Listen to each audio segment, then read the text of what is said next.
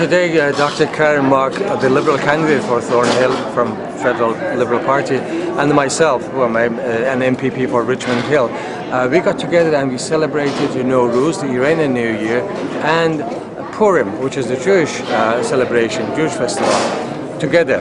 And this year, Purim and Nowruz, they both occur on March 20th. So we thought, to get together and celebrate this celebration together, and bring Iranian community, Jewish community of Richmond Hill, of Thornhill, and surrounding areas together. And as you noticed, more than 600-700 people attended this wonderful celebration this afternoon. Now, can you also relate to us what exactly this means to your community? Why is it so important for them to come together and enjoy this type of community experience? Well, Purim, which is a Jewish festival, has its origin in ancient Persia. Because Esther, who was the queen of the Persian king, she intervened and saved the Jewish people. So since then, the Jewish people around the world, they celebrate Purim. So Purim has that connection with ancient Persia. In the meantime, Nowruz is also a Persian Iranian New Year. So there is a connection there. And also Jewish people lived in Persia for centuries, and the people communities have been very close to each other over centuries, I should say. And in the Greater Toronto area, we said, well, let's use the opportunity and again bring people together, let them celebrate these two wonderful festivals together at the same location at the same time. Yes, and as you saw this afternoon, there were people from both communities and other communities as well. People came from Chinese community, from mainstream community. I could see people from almost from various communities.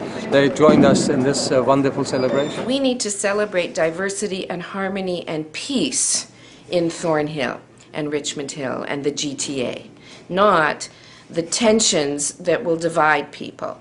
In fact, what this does is it marginalizes those who would divide us and brings the 95% of both communities who really do want to live together, work together, and celebrate what this country has to offer. And how do you see the growth of this groundbreaking cultural experience that you have now brought into the community?